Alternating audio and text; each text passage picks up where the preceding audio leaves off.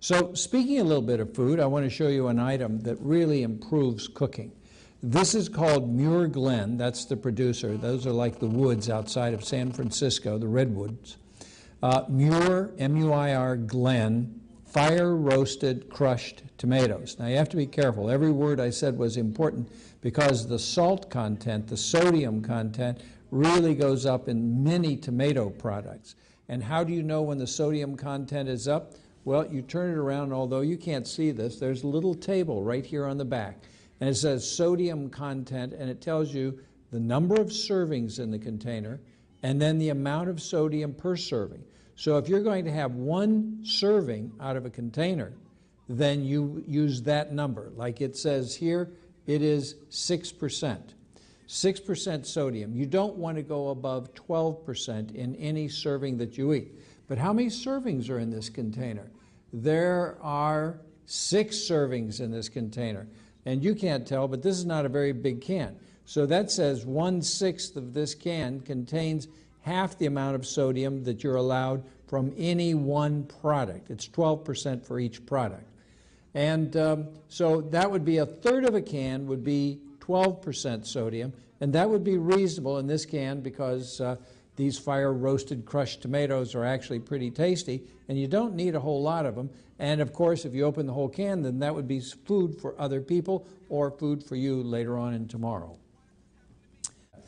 Now to some of the products that I generally discuss, this is Rescue Sleep. This is a flour remedy. If you have difficulty sleeping, wake up in the middle of the night and you just cannot seem to get back to sleep, this is a flour extract, flowers, and you spray it under your tongue and it really helps you go to sleep. I have tried that and it works.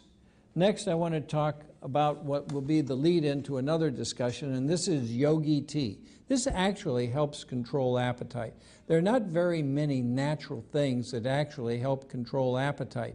Most people will try prescription medications, or they'll try the high-protein South Beach diet, or they will try the Atkins diet, and those diets do work to a point. But they are also hard on the kidneys and hard on the blood pressure, and I have an article here to substantiate how the high-protein diets are actually hard on the bones as well as hard on the kidneys. Now, this is Mountain Valley water, and as you can see, it's in a glass jar. We really ought to have a little more responsibility and begin to stop buying water that comes in those plastic jars. They're never going to deteriorate. They're going to last forever. They're filling up our dumps. They are ecologically unsound. They take a huge amount of energy. And here's another idea, the be local, buy local concept.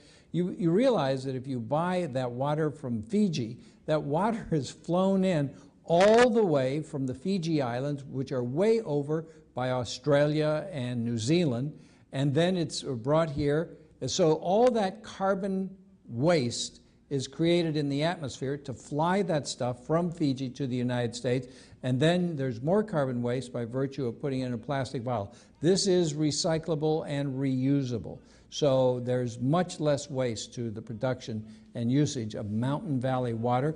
Pellegrino is another one. I like the Pellegrino lime. You can buy these fizzy, you can buy these plain, but I strongly recommend that we start to buy our water in glass containers.